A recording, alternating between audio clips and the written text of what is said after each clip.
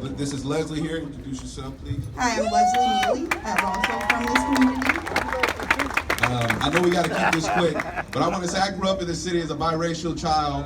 I grew up and I had a different view than a lot of people do, and I know there's a lot of mixed people in this community, but I wanted to share this with you.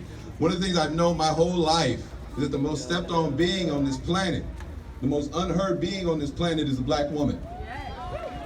Told she's ugly. Told at times, oh, she's pretty for a black girl. For thousands of years, the Greeks thought so highly of the black woman's beauty, they named two constellations in her honor, Cassiopeia and Andromeda. So 400 years of being told you're ugly doesn't necessarily mean that. And I want you to know that there's power in yourself, in your beauty, in everybody that's here today. Also, being raised as a son of a black man, I will tell you that he told me as a young boy, things are going to be different for you, Jarrell. You will meet people who one day they'll know who you, that I'm your father, and they'll want nothing to do with you. And that really messed up my psychology. 2 instances, my brother watched Mississippi Burning when we were a child. And that's a movie about Medgar Evers walking out of his car into his home at night and being shot in his driveway for registering people to vote. My brother was terrified for my father to leave the house for a week, cried every morning, thought that that was going to happen to him, could not understand the depths of that.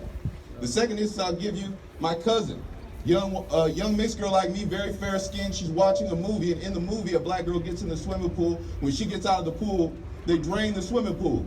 Wow. And it hurt my cousin's feelings so much that she looked up at her white mother and she said, Mama, I'm white like you, right? Wow. That psychologically is what has happened to kids all over this country and what's happening right now.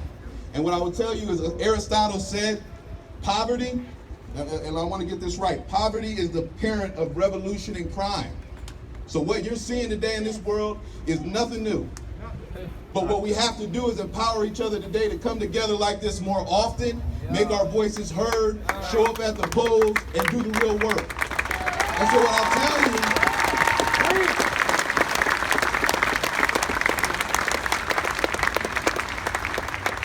is this is a beautiful sea of people. And before we came here today, there was a number of us, especially because of Leslie and the organizers here, we definitely want to thank them. We all got together and we came up with a list here that we want to share with you today. And we think this is important, and it gives us a foundation to move forward and to really make some change in Cedar Rapids and make it so that we all feel included and all feel safe when an officer pulls us over or asks us a question. So, you want to start?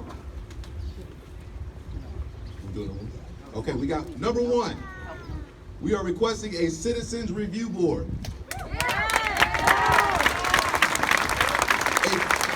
This is demanding, let me change that, a formal mechanism with membership comprised of majority non-law enforcement community members to act as an outside independent authority to investigate alleged officer misconduct and review all instances where excessive and lethal force was used by an officer or whenever an officer's firearm was discharged.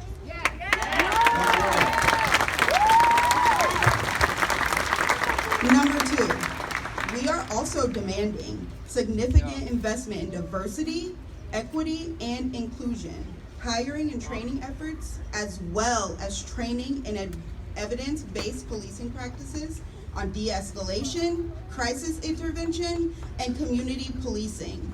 This training shall be frequent and ongoing, and the details of which shall be made public. We demand,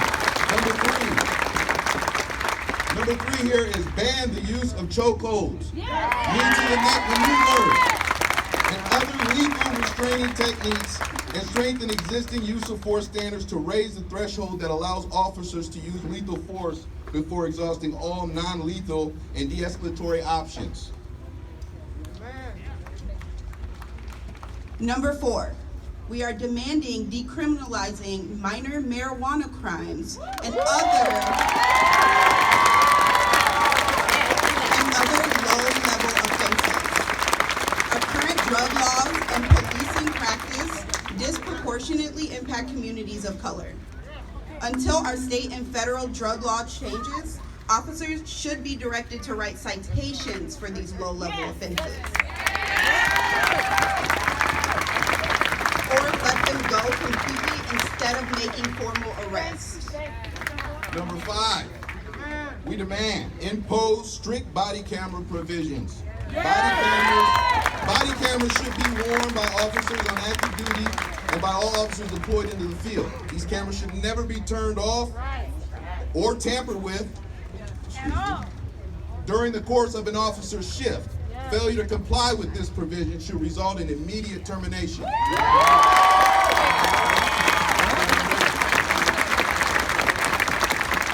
Number 6, make the negotiations between municipal authorities, which is management, and the bargaining units that represent police officers public.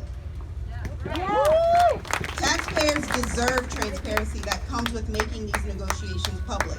In keeping with the spirit of existing sunshine laws, this measure would give taxpayers a full view of what deals are being struck between law enforcement officials and our elected officials. If a quorum of municipal elected officials attend these negotiations, the meetings would be required by law to be public. And number 7, we demand abolish qualified immunity. Since this most likely must be carried out on the state or federal level, we demand our city and police chief actively lobby our state and federal officials for the abolition of this unjust protection. We do have a list of demands. 2 things that I want to mention here. One is there is a voter registration booth over here that Let Me Toulon is running. If you can check that out, they do have. Are you registered to vote here? If you can do that. Also, I want to actually say thank you. Because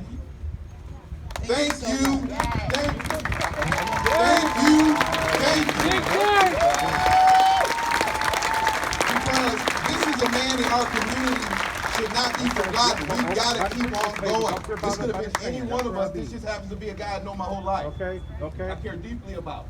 So I don't want you to forget. We got to keep going, guys. And I appreciate all of you being here today. This is truly special. I also want to say that we expect these negotiations to begin on Monday. And ever since I was a kid, 1995, I've been waiting to say this after I watched the movie Panther. It came out in 1995. He stood up on the stage and he said, "Power to the people. Power to the people! Power to the people. Power to the people! Power to the people.